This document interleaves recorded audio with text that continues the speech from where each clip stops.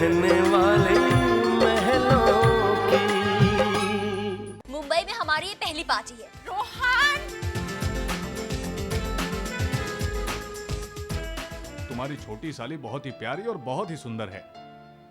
क्या ऐसा नहीं हो सकता कि हमारा बिजनेस एसोसिएशन रिश्तेदारी में बदल जाए? रानी की शादी हो चुकी है। बेटी, तुम्हारे हस्बैंड करते क्या हैं? अंकल वो एक ऑफिस में सेल्स एग्जीक्यूटिव हैं।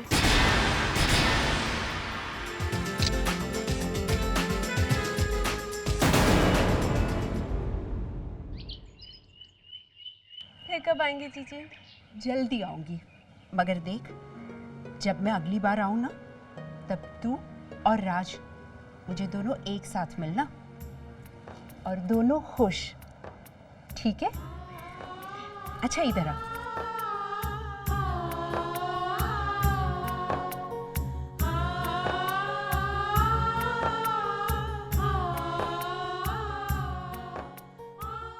देख रानी, ये चूड़ियां मैं तेरे लिए लाई हूं।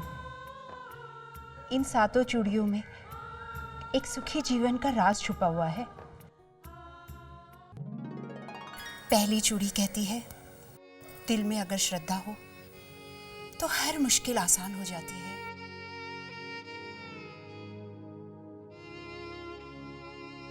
दूसरी चूड़ी समर्पण का प्रतीक है। अपने आप को समर्पित करके ही दिलों को जीता जा सकता है।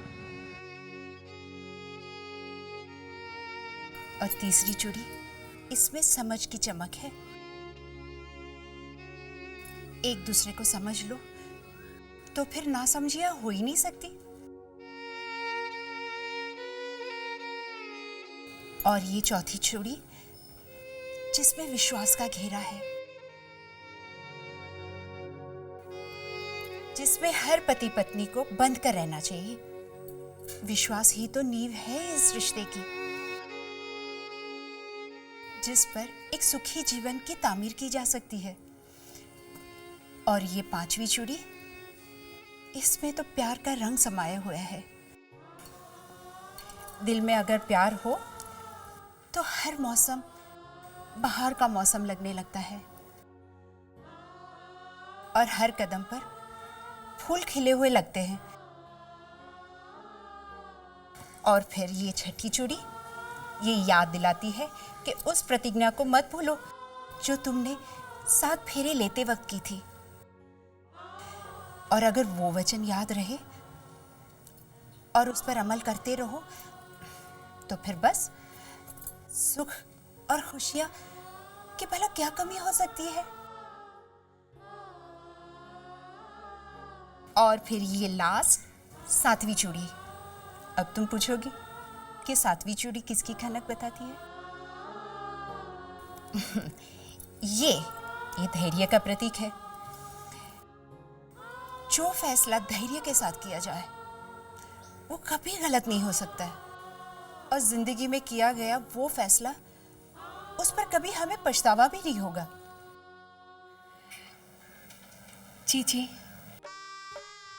आज आपने हमें चूड़ियां पहनाकर सिर्फ हमारी कलाई को ही नहीं, हमारी जिंदगी को भी सजा दिया है। श्रद्धा, समर्पण, समझ, विश्वास, प्यार, प्रतिज्ञा और धैर्य।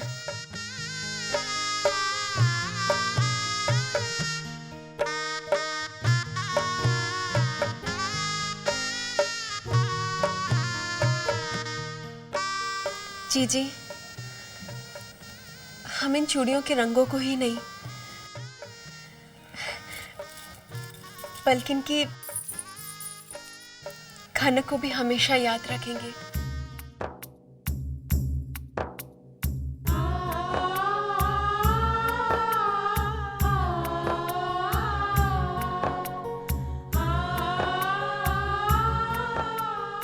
ओके पापा, हम चलते हैं, लेकिन आप अपनी तबीयत का ख्याल रखें।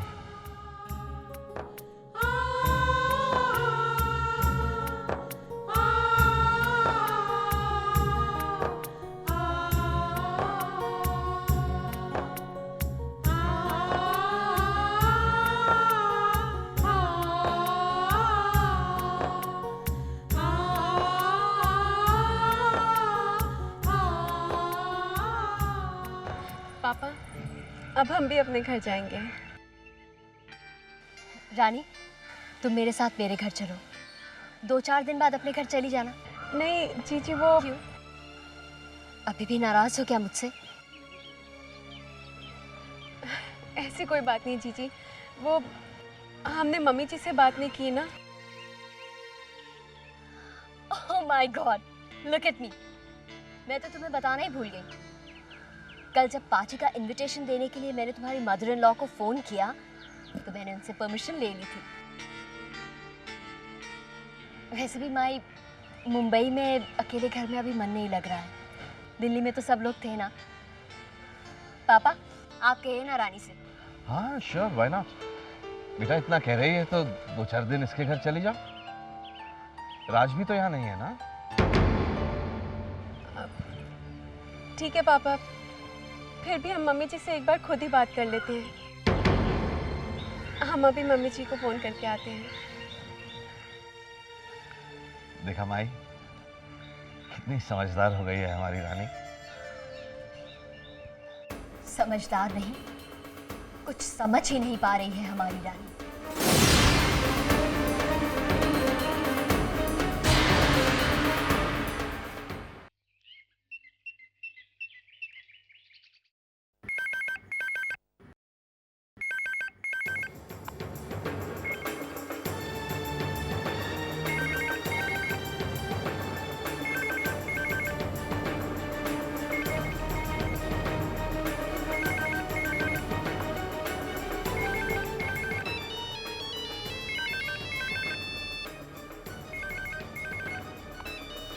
ला बेटा, मैं देखती हूँ।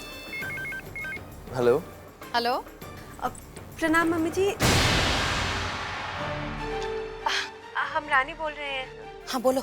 राज अभी तक वापस नहीं आया है और हाँ 2-4 दिन और नहीं आने वाला है। जी मम्मी जी, वो हमारी शालिनी जीजी है ना, बहुत इंसिस्ट कर रही है कि हम 2 दिन उनके घर ठहरे। बस आपसे पूछना चाह रहे थे कि हम जा सकते हैं क्या? अरे हाँ, जाओ जाओ, जरूर जाओ। वैसे भी राज तो कुछ दिनों तक आने वाला नहीं है। और हाँ, तुम्हारी शालिनी जीजी का फोन भी आया था मेरे पास। 2-3 दिन उनके पास रह लो, ठीक है? मम्मी जी, जैसे ही राज आए आप प्लीज हमें बता देंगे। हाँ हाँ, जरूर बता दूंगी। Bye bye bye.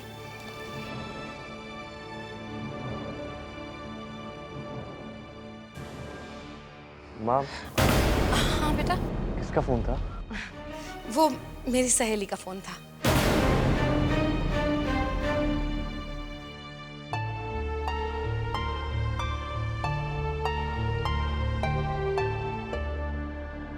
माँ। हाँ बेटा। मेरे लिए कोई फोन तो नहीं आया? नहीं बेटा, कोई फोन नहीं था।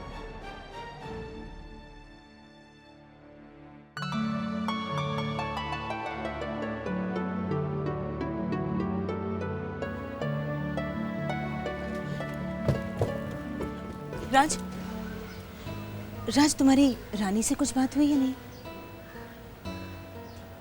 ओह राज, डोंट माइंड, लेकिन रानी का इस तरह से घर से चला जाना और जाने के बाद एक फोन तक नहीं करना, गॉड नोज उसके दिल में क्या है। वैसे वो कब आ रही है? मैं चलता हूँ, मुझे देर हो रही है। राज वेट, प्लीज मुझे रास्ते में क्लास तक ड्रॉप कर दोगे?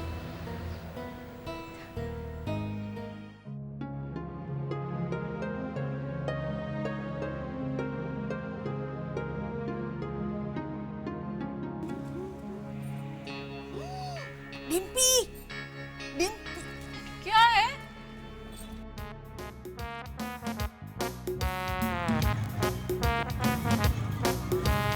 डिम्पी डिम्पी, ए डिम्पी डिम्पी।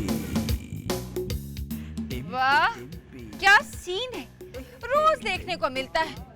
राज के पीछे जहाँ रानी को बैठे होना चाहिए वहाँ रोज बैठती है ये नई मेहमान। डिम्पी, मुझे तो लगता है अब रानी गई, उसकी जगह शिल्पा ने ले ली। तू तू तो जब भी बोलेगी ना फिजूल ही बोलेगी। वैसे ना सीन है बड़ा रोमांटिक, लेकिन तुझे क्या पता कि रोमांस क्या होता है? मुझे पता है, मैंने बहुत सी रोमांटिक फिल्में की है ना। वो की थी ना, एक तू और एक मैं।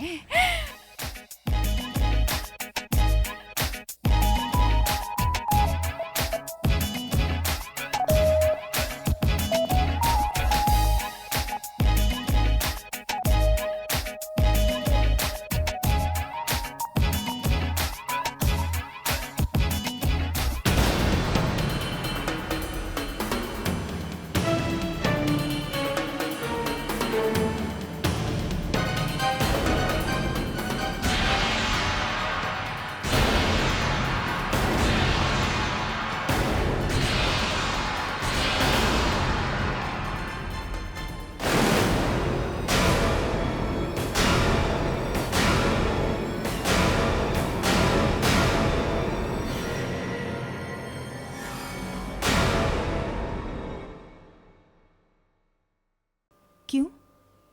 क्या हुआ? शिल्पा, मैं शादीशुदा हूँ।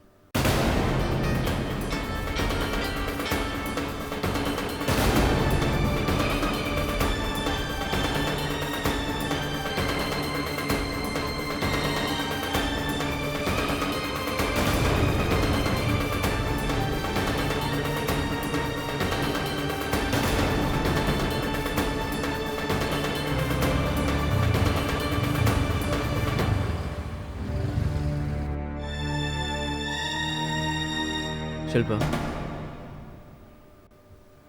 देखो, तुम एक बहुत अच्छी लड़की हो और मैं तुम्हें अपना बहुत अच्छा दोस्त मानता हूँ और इस दोस्ती की बहुत इज्जत करता हूँ।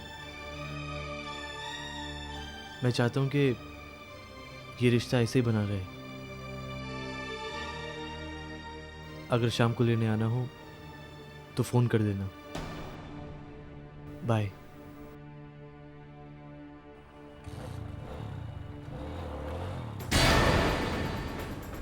राज, मैंने तुम्हारे साथ हमेशा दोस्ती से कुछ ज्यादा रिश्ता चाहा है और मैं वो रिश्ता तुम्हारे साथ जोड़ कर ही रहूंगी। शादीशुदा होकर खुद को सीमाओं में बांध रहे हो तुम, पर देखना जल्द ही तुम्हारी शादी टूट जाएगी।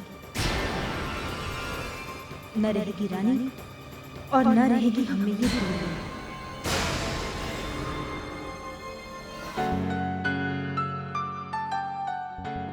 राज, आपको गए हुए कितने दिन हो गए? अब तो आ जाइए। हमें आपकी बहुत याद आ रही है।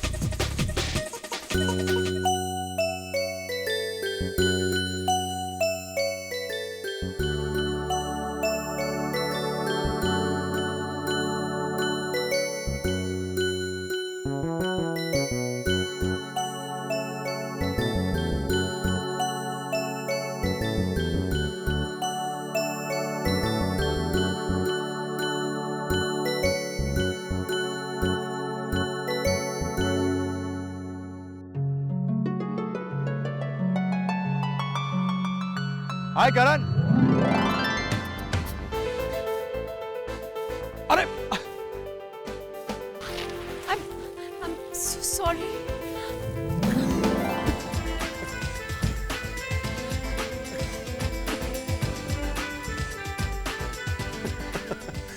That's okay. I like it. आप लोगों को ऐसे ही वेलकम करती हैं।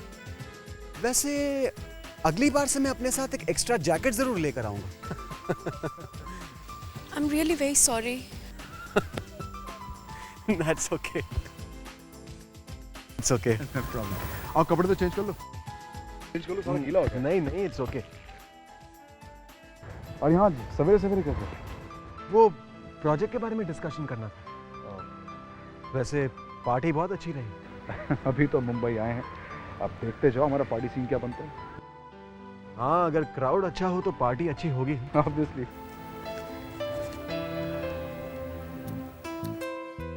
वैसे कोई कह नहीं सकता ना क्या? रानी को देखकर कि उसकी शादी हो चुकी है। और उस दिन पार्टी में वो क्या कह रही थी कि उसका हस्बैंड एक सेल्स एग्जीक्यूटिव है। Love marriage? अरे काय का love marriage? It's just a stroke of bad luck, that's all. मतलब वो इस शादी से खुश नहीं है? Not really. Actually, middle class setup है. You know what I mean. अब रानी वहाँ पर कैसे एडजस्ट कर सकती है? कोशिश कर रही है बेचारी, लेकिन दम घुटता है उसका। फिर आप लोग मिलकर उसके लिए कुछ करते क्यों नहीं है? कोशिश तो कर रहे हैं, लेकिन इनफैक्ट मैं और Shalini are quite worried about her. कोई रास्ता नहीं निकल रहा। पर मैंने तो रानी को जब पहली बार देखा था तभी सोच लिया था कि रानी इज मेड फॉर करण। रानी, तुम्हें इस मिडिल क्लास माहौल से निकालकर वो जिंदगी दूंगा जो तुम डिजर्व करती हो। You will be my princess रानी, Karan's princess.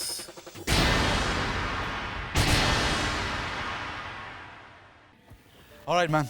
Take care. All right. Bye.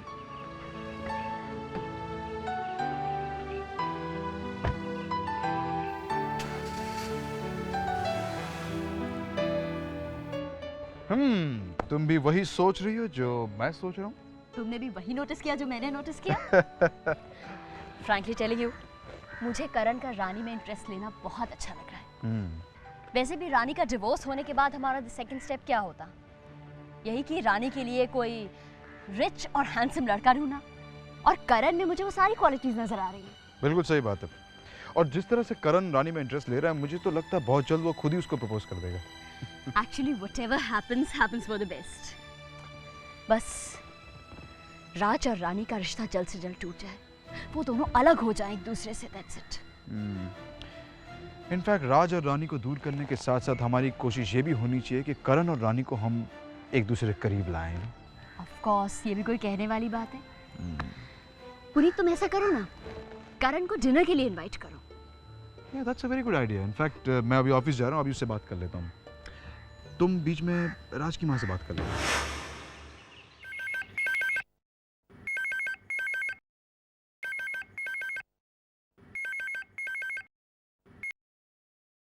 Hello, मैं शालिनी बोल रही हूँ। बोलो, सुन रही हूँ। मैंने आपको ये बताने के लिए फ़ोन किया है कि अब जब रानी को मैं अपने घर ले ही आई हूँ तो आप जी हाँ बिल्कुल, एब्सोल्युटली फाइन। हाँ हम ज़रूर आएंगे, श्योर श्योर। हैं? ये क्या हो गया अचानक? नहीं कुछ नहीं। आप जल्द से जल्द राज से डिवोर्स की बात कर लीजिए और उसे ये भी बता दीजिए कि रानी मेरे घर पर है, इसलिए वो पापा के घर ना जाए। देखिए जी, बात ऐसी है कि जितनी जल्दी आपको है ना इस डिवोर्स की, उतनी ही जल्दी समझिए हमें भी है। समझ में आई बात आपके? ठीक है, बस कुछ ही दिन और राज और रानी का रिश्ता टूटने का काउंटडाउन शुरू हो चुका है।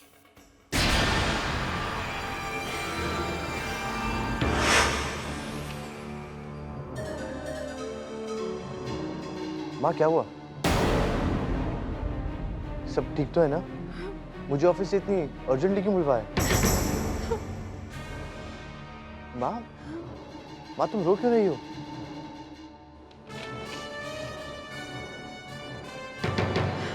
क्या हुआ माँ? तुम कुछ बोलती क्यों नहीं? ये ले।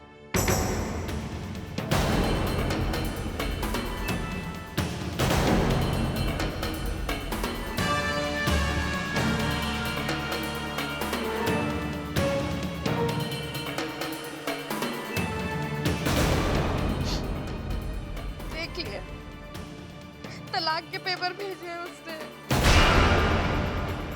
रानी ने।